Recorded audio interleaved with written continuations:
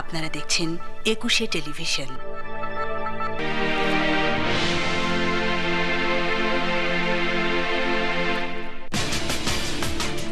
ধর্ষকদের অন্যতম বাইন্যা বাহিনীর প্রধানকে নিয়ে এবার ভোলার চরানন্দ পরিদর্শন করলেন জেলা প্রশাসক ও পুলিশ সুপার। সংসদে রূপরেখা দিতে বিরোধীদের প্রতি আওয়ামী লীগের আহ্বান, প্রধানমন্ত্রীর জাতিসংঘে না যাওয়ার সিদ্ধান্তের সমালোচনা বিএনপির। লন্ডনে তথ্যমন্ত্রী হাসানুল হক ইনুর উপর অজ্ঞাত 2 যুবকের হামলা।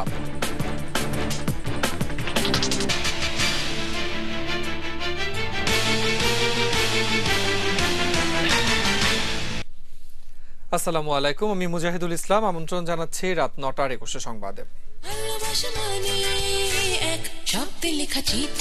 এশিয়া ডুপ্লেক্স টাউন, আভিজাত্যের নতুন ঠিকানা। ভোলার চর আনন্দে গত 2 বছরে ধর্ষণের ঘটনা ঘটেছে 1.5 থেকে 200। এমন অভিযোগ নিয়ে ২১শে টেলিভিশনে খবর প্রচারের পর প্রশাসনের টনক নড়লেও এর কোনো বিচার হবে না বলে অভিযোগ ভুক্তভোগীদের। কারণ প্রশাসনের পরিদর্শনের সময় অভিযুক্ত একটি বাহিনীর প্রধানকে দেখা গেছে তাদের সঙ্গে। প্রতিনিধি মেজবাউদ্দিন শিপুকে নিয়ে রিপোর্ট করছেন মঞ্জুরুল আলম পান্না। বাসার কাছে তুই আমার মারফেডের ভাই, তুই আমার ইজ্জত নে, তুই আমার সব নে ভাই, তুই আমার ইজ্জত নিস না, কইছে তোর ইজ্জত নিম। ওর আমার ইজ্জত নিছে, আমার মালও নিছে। কি ঘরে যুবক মেয়ে না মা না বোন, ওরা কিচ্ছু চাই না যে স্যার এই বাজে আমার ঘরে অত্যাচার করছে। ঘটনাস্থল ভোলার 2 নম্বর ইলিশা।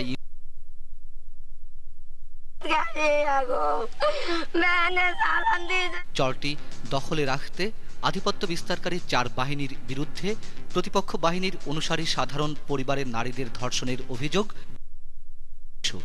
সঙ্গে যথারীতি চলছে হত্যা, হামলা, পাল্টা হামলা, অগ্নিসংযোগ, লুটতরাজ। গেল কয়েক বছর ধরে রোমহর্ষক এই ঘটনা চলতে থাকলেও ২১শে টেলিভিশনে খবর প্রচারের পর টনক নড়ে প্রশাসনের। ভোলার জেলা প্রশাসক এবং পুলিশ সুপার সহ সংশ্লিষ্টরা যান সরেজমিনে।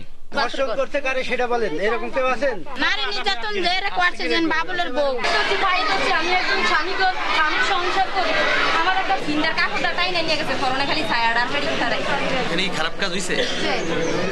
জেলা প্রশাসক জানালেন ঘটনার সুষ্ঠু তদন্ত শুরু হয়েছে। চরানন্দতে গিয়েছি, আমরা বিভিন্ন ব্যক্তির অভিযোগ শুনেছি, আমরা তাদের বক্তব্য কিছু কিছু রেকর্ড করেছি, ইম্পর্টেন্ট অংশগুলো আমরা তার ভিত্তিতে রিপোর্ট তৈরি করে আমরা আমাদের ঊর্ধ্বতন কর্তৃপক্ষ পাঠাবো। কিন্তু আধিপত্য বিস্তারকারী 4 বাহিনীর অন্যতম বাইন্যা বাহিনীর প্রধান হাজী সিরাজকে দেখা যায় জেলা প্রশাসক এবং পুলিশ সুপারের সঙ্গে।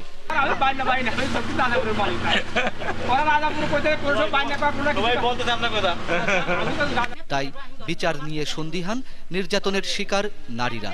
ডিসিএসপি আইছে, ডিসিএসপির সাথে দেই এখন বাইন্যা সিরাজ করে, এখন জানি না ডিসিএসপির কাছে কইয়া কি বিচার পাই। আমাকে এত অত্যাচার অপমান হয়েছে, আর পর আমরা ডিসিএসপির কাছে কইছি যেন হইয়া পর আইজা দেই ডিসিএসপির লগে আমাকে বাইন্যা সিরাজে আটতে আছে, আমাকে কি বিচার আমরা পাবো ডিসিএসপির কাছে, আমাকে বিচার এই দুনিয়া তার পাবো না। এদিকে ভুক্তভোগী নারীরা পড়েছেন উভয় সংকটে। বিচার না পেয়ে সাংবাদিক এবং প্রশাসনের কাছে ঘটনার কথা জানতে গিয়ে এখন নতুন করে নির্যাতনের শিকার হচ্ছেন নিজ সংসারে। আমরা 2টা বোন একই ঘরে, 2টা বোনেরই অশান্তি, স্বামীরা অশান্তি দিতেছে, আপনার কাছে এই কথা বলানোর যাতে এই দিনে কাউর কাছে বিচার পাই না। মঞ্জুরুল আলম পান্না, ২১শে টেলিভিশন, ভোলা। তত্ত্বাবধায়ক বা অন্তর্বর্তী যে নামে হোক, বিএনপি নির্দলীয় সরকার চায় বলে জানিয়েছেন দলটির স্থায়ী কমিটির সদস্য এম কে আনোয়ার। বিএনপির গুলশান কার্যালয়ে 8 সদস্যের ইউরোপীয় ইউনিয়নের প্রতিনিধি দলের সঙ্গে বৈঠক শেষে সাংবাদিকদের কথা জানান তিনি। সে সময় তিনি প্রধানমন্ত্রীর সংসদে এসে আলোচনার প্রস্তাব নাকচ করে দিয়ে বলেন, সংসদে আলোচনা নয়, সেখানে বিতর্ক হতে পারে। নির্দলীয় সরকার বিষয়ে অধিবেশনের বাইরে আলোচনার পর পাশের জন্য অধিবেশন উঠতে পারে বলে মন্তব্য করেন তিনি। আর ইউরোপীয় ইউনিয়নের প্রতিনিধি দলের প্রধান উইলিয়াম হান্না বলেন, 2 দলের আলোচনায় সব দলের অংশগ্রহণে বিশ্বাসযোগ্য নির্বাচন হবে।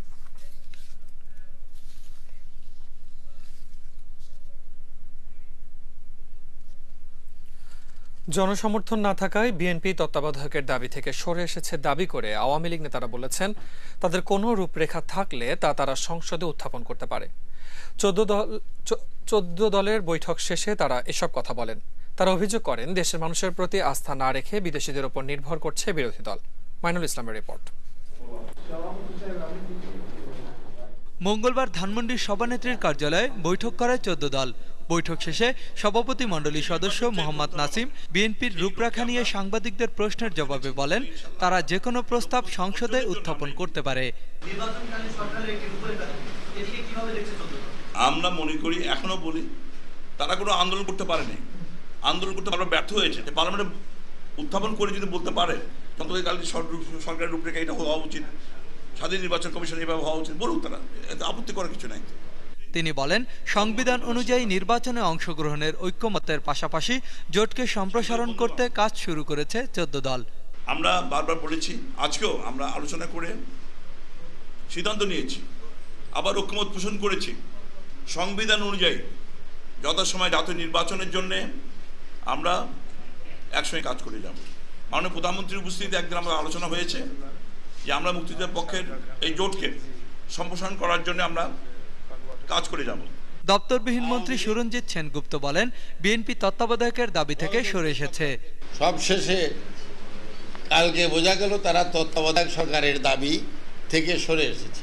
তাদের যদি শুভবুদ্ধির উদয় হয়ে থাকে, তারা যদি বিষয়টি অনুধাবন করে থাকেন, তা আমরা তাদেরকে স্বাগত জানাই।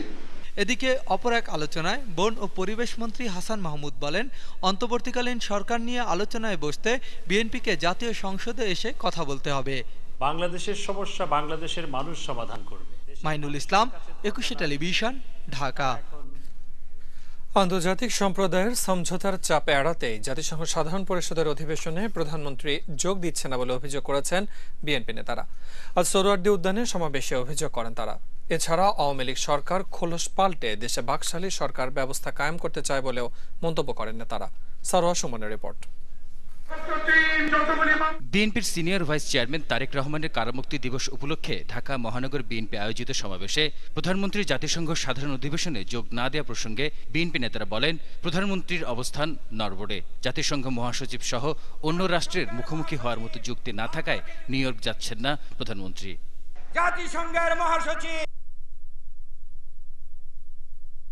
আগামী নির্বাচন এই একগুয়েমি করে একদলীয় শাসন আপনাদের অধীনে নির্বাচন দিচ্ছেন, শেখ হাসিনার কোনো জবাব থাকবে না। প্রধানমন্ত্রী আজকে জাতিসংঘের সেই যে ফোরাম, সেই ফোরাম থেকে তিনি পালিয়ে বেড়াচ্ছেন। কারণটা কি? সেখানে গেলে তিনি বিশ্ব জনমতের চাপে পড়বেন, কেয়ারটেকার সরকার ব্যবস্থা এবং একটা আলোচনার মাধ্যমে একটা সমঝোতার একটা যে চাপ, সেটা বিশ্ব নেতৃবৃন্দ তার উপরে দিতে পারে।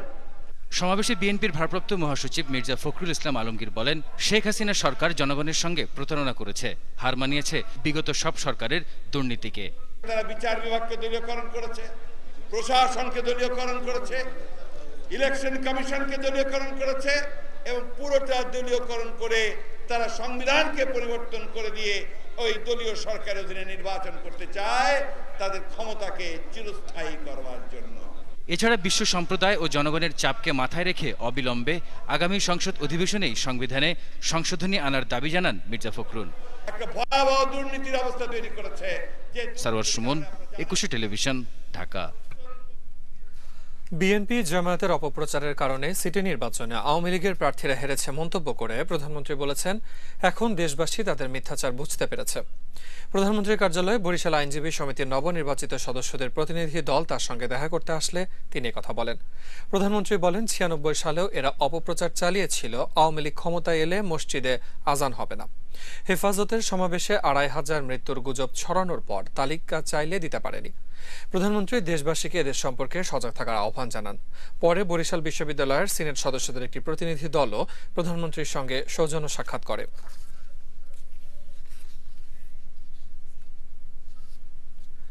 দুর্বৃত্তদের হামলা শিকার হয়েছেন লন্ডন সফররত বাংলাদেশের তথ্যমন্ত্রী হাসানুল হক ইনু। বাংলাদেশের বেসরকারি একটি টেলিভিশন চ্যানেলের ইউকে কার্যালয়ে তাঁর উপর হামলা করে 2 অজ্ঞাত যুবক। তবে তথ্যমন্ত্রী সম্পূর্ণ সুস্থ আছেন বলে জানিয়েছেন যুক্তরাজ্যে বাংলাদেশ হাইকমিশনের প্রেস মিনিস্টার রাশেদ চৌধুরী। যুক্তরাজ্য সরকারকে বিষয়টি অবহিত করা হবে বলেও জানান তিনি। বিস্তারিত বাঁধন অধিকার রিপোর্টে। সোমবার রাতে টকশোতে অংশ নিতে পূর্ব লন্ডনে অবস্থিত বাংলাদেশের এক বেসরকারি টেলিভিশন চ্যানেলের স্টুডিওতে যান তথ্যমন্ত্রী। অনুষ্ঠান শুরুর আগ মুহূর্তে তিনি অবস্থান করছিলেন রিসিপশনে। হঠাৎই অজ্ঞাত 2 যুবক মন্ত্রীর দিকে তেড়ে আসেন। চেষ্টা করেন তাকে আঘাত করতে, তবে তা লক্ষ্যভ্রষ্ট হয় বলে জানান যুক্তরাজ্যে বাংলাদেশ হাইকমিশনের প্রেস মিনিস্টার রাশেদ চৌধুরী। তিনি জানান, ব্যর্থ হয়ে মন্ত্রীকে উদ্দেশ্য করে ডিম ছুঁড়ে মারে দুর্বৃত্তরা। এ সময় এগিয়ে আসেন মন্ত্রীর প্রোটোকল কর্মকর্তা সহ অন্যরা। হামলাকারীরা তখন পালিয়ে যায়। টেলিফোনে ২১ টেলিভিশনকে রাশেদ চৌধুরী জানান, মন্ত্রী সম্পূর্ণ সুস্থ আছেন। সিসিটিভির ফুটেজ দেখে হামলাকারীদের গ্রেপ্তারের চেষ্টা চলছে বলেও জানান তিনি। রাশেদ চৌধুরী বলেন, যুক্তরাজ্য সরকারকে বিষয়টি জানানো হবে। দুজন অল্প বয়সের বা যুবক বয়সের ছেলে ঢুকে ওনাকে সালাম দিয়ে অনেকে ছবি তুলতেছে, তারপরে তারা ওনাকে আঘাত করতে চায়। আর তখন তিনি মাথা সরিয়ে নেন এবং হাইকমিশনের যারা ছিলেন তারা এগিয়ে যান এবং তারা চিন্তা করলে এটিএন বাংলার লোকজন বেরিয়ে আসে, তখন তারা পালিয়ে যায়। আজকে বাংলাদেশ হাইকমিশন থেকে ব্রিটিশ সরকারের কাছে ব্যাপারটা জানানো হবে ফরেন অ্যান্ড কমনওয়েলথ অফিস। নির্ধারিত সফরসূচি শেষে বুধবার মন্ত্রীর দেশে ফেরার কথা। বাঁধন অধিকারী, ২১ টেলিভিশন। বাংলাদেশ ভারত সীমান্তে চালকবিহীন বিমান ড্রোন মোতায়েনের পরিকল্পনা বিষয়ে ভারত সরকারের কাছে ব্যাখ্যা চেয়েছে বাংলাদেশ। পররাষ্ট্র মন্ত্রণালয়ের তরফ থেকে জানানো হয়েছে, সীমান্তে ড্রোন মোতায়েনের পরিকল্পনার যে খবর প্রকাশিত হয়েছে, দিল্লি সরকারের কাছে তার আনুষ্ঠানিক ব্যাখ্যা চাওয়া হয়েছে। সোমবার ভারতীয় পত্রিকা ইন্ডিয়ান এক্সপ্রেসের একটি খবরে বলা হয়, সীমান্তে নিরাপত্তা জোরদার করতে পাকিস্তানের পাশাপাশি বাংলাদেশ সীমান্তেও বিতর্কিত ড্রোন বিমান মোতায়েনের পরিকল্পনা করছে ভারত। বিরতি নিচ্ছি, যখন ফিরছি তখন অন্যান্য খবরের সঙ্গে আরো থাকবে। সাংবাদিক পেটানো সহ ৩ মামলায় সরকার দলীয় সাংসদ গোলাম মাওলা রনির অন্তর্বর্তী জামিন। আন্তর্জাতিক সম্প্রদায়ের হাতে রাসায়নিক অস্ত্র তুলে দেবে সিরিয়া, সিদ্ধান্তকে স্বাগত যুক্তরাজ্যের।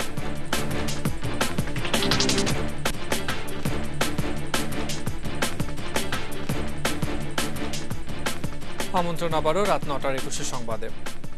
সাংবাদিক পেটানোর মামলা সহ ৩টি মামলায় সরকার দলীয় সংসদ সদস্য গোলাম মাওলা রনিকে অন্তর্বর্তীকালীন জামিন দিয়েছে হাইকোর্ট।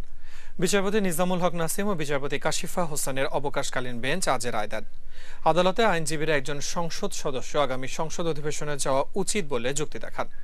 গেল ২০ জুলাই রাজধানীর তোপখানা রোডের মেহেরবা প্লাজায় গোলাম মাওলা রনির অফিসে একটি বেসরকারি টেলিভিশনের প্রতিবেদক ও চিত্রগ্রাহককে মারধর করা হয়। এদিকে দুপুরে একই বেঞ্চ পটুয়াখালীর গলাচিপা থানায় রনির বিরুদ্ধে করা চাঁদাবাজি ও প্রাণনাশের হুমকির মামলায় জামিন দেওয়া হয়।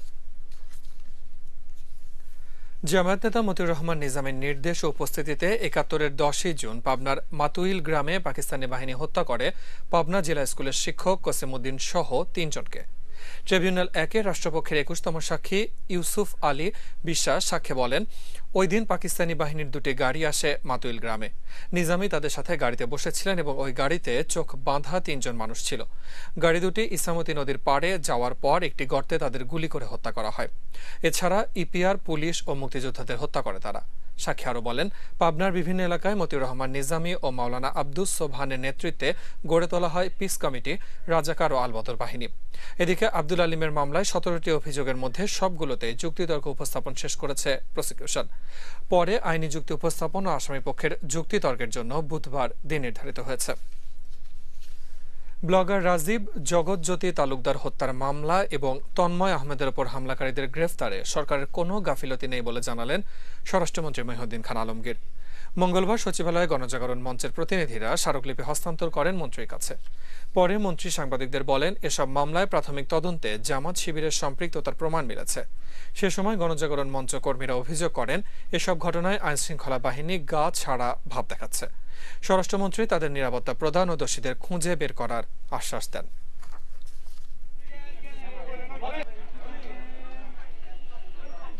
অন্যান্য মামলার ক্ষেত্রে, অন্যান্য অভিযোগের ক্ষেত্রে যে ক্ষিপ্রতার সাথে পুলিশের তরফ থেকে বা এই মন্ত্রণালয়ের তরফ থেকে পদক্ষেপ নেওয়া হয়, তার চাইতে অধিকতর ক্ষিপ্রতার সাথে পদক্ষেপ নেওয়া হয়েছে এবং কতিপয় ক্ষেত্রে তারা যে তথ্য দিয়েছেন সেই তথ্যগুলো আমরা হালনাগাদ করে তাদেরকে বুঝিয়ে দিয়েছি। এখানে কতগুলো মামলা আছে, তো কতগুলো মামলা আছে সেই মামলায় সাধারণভাবে যেটা জানা গেছে যে শিবির এবং জামাতের কর্মীরা এর সাথে সংশ্লিষ্ট আছে। রাজধানীর খিলগাঁওয়ে ধর্ষণের শিকার হয়ে কোহিনুর আক্তার নামে একজনের মৃত্যু হয়েছে। মঙ্গলবার সকালে কোহিনুরকে ঢাকা মেডিকেল কলেজ হাসপাতালে ভর্তির পর বিকেলে চিকিৎসাধীন অবস্থায় মারা যায় কোহিনুর। মতিঝিল বিভাগের এডিসি মেহেদী হাসান জানান, কোহিনুর পুলিশ সদস্য সোলাইমানের ছোট বোন। খিলগাঁও নন্দীপাড়া এলাকায় সোলাইমানের ভাড়া বাসায় এই ঘটনা ঘটে। জড়িত সন্দেহে আটক করা হয়েছে পুলিশ সদস্যের স্ত্রীকে। এদিকে রাজধানীর মোহাম্মদপুরের শিয়া মসজিদ রোডে একটি খাবার হোটেলে গ্যাস সিলিন্ডার বিস্ফোরণে মালিক সহ 4 জন আগুনে পুড়ে গেছে। পরে তাদেরকে উদ্ধার করে ঢাকা মেডিকেল কলেজ হাসপাতালের বার্ন ইউনিটে ভর্তি করা হয়। পদ্মা ইসলামী লাইফ ইন্স্যুরেন্স বাণিজ্য সংবাদ।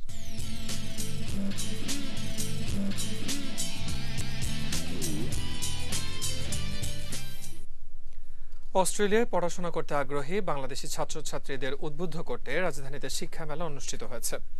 মঙ্গলবার রাজধানীর একটি হোটেলে অস্ট্রেলিয়ান হাইকমিশনার গ্রেগ উইলকক দিনব্যাপী এ মেলার উদ্বোধন করেন। সে সময় অন্যান্যের মধ্যে অস্ট্রেলিয়ান ট্রেড কমিশনার প্যাট্রিক কেয়ারসন ও আয়োজক Australian education agents association of বাংলাদেশের প্রেসিডেন্ট শাহেদা আহমেদ উপস্থিত ছিলেন। মেলায় বিভিন্ন স্টল থেকে বাংলাদেশি ছাত্রছাত্রীরা অস্ট্রেলিয়ায় ভর্তি সংক্রান্ত তথ্যাদি জানতে পারেন। মডার্ন ডায়াগনস্টিক সেন্টার আন্তর্জাতিক সংবাদ।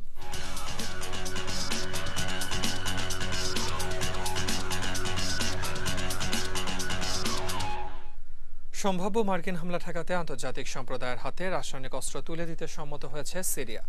রাশিয়ার প্রস্তাবের পর অস্ত্র হস্তান্তরে সম্মত হল তারা। রাশিয়ার বার্তা সংস্থা ইন্টারফ্যাক্সের বরাত দিয়ে খবরটি প্রকাশ করেছে আন্তর্জাতিক গণমাধ্যমগুলো। গেল সোমবার রাশিয়ার পক্ষ থেকে আন্তর্জাতিক সম্প্রদায়ের কাছে সিরিয়ার রাসায়নিক অস্ত্র হস্তান্তরের প্রস্তাব দেওয়া হয়।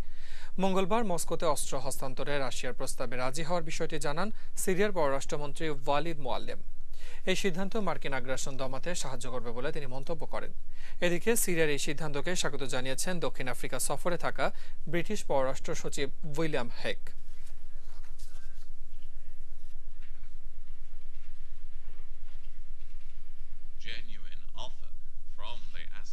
খেলার খবর। ঢাকা প্রিমিয়ার লিগ ক্রিকেটের শুভ সূচনা করেছে প্রাইম ব্যাংক ও গাজী ট্যাঙ্ক। তবে বিকেএসপির 2 নম্বর মাঠে বৃষ্টিতে ভেসে গেছে ভিক্টোরিয়া ও কলাবাগান ক্রিকেট একাডেমির ম্যাচটি বুধবার অনুষ্ঠিত হবে। রাজশাহীতে রাজাপাকসে সেঞ্চুরিতে 9 উইকেটে 334 রান তোলে প্রাইম ব্যাংক। রাজাপাকসে 97 বলে 9, 4 ও 6 ছক্কায় 107 রান করে রান আউট হন। এছাড়া জিয়া 89 ও মাহমুদুল্লাহ 54 রান করেন। জবাবে নাফিস ইকবাল 104 বলে 150 রান করে ব্যথা পেয়ে মাঠ ছাড়েন। অন্য ব্যাটসম্যানদের ব্যর্থতায় বড় হার নিয়ে মাঠ ছাড়তে হয় তামিমের দল ব্রাদার্স ইউনিয়নকে। এদিকে বগুড়ায় রুবেলের মারাত্মক বোলিংয়ে খেলাঘরকে 8 উইকেটে হারিয়েছে গাজী ট্যাঙ্ক। প্রথমে ব্যাট করে 133 রান তোলে খেলাঘর। জবাবে আফতাবের অপরাজিত হাফ সেঞ্চুরিতে 2 উইকেটে জয়সূচক 137 রান তোলে গাজী ট্যাঙ্ক। রুবেল 18 রান দিয়ে 6 উইকেট নিয়ে ম্যান অব দ্য ম্যাচ নির্বাচিত হন।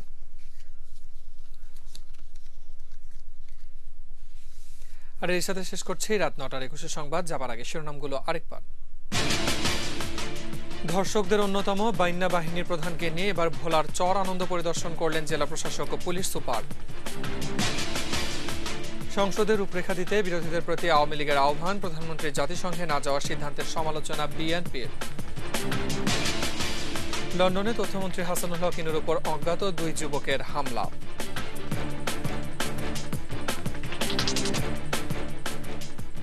দর্শক, একুশে টেলিভিশনের সর্বশেষ খবর জানতে যে কোনো মোবাইল থেকে ডায়াল করুন 2021 নম্বরে আর লগ অন করুন 21tv.com ওয়েবসাইটে।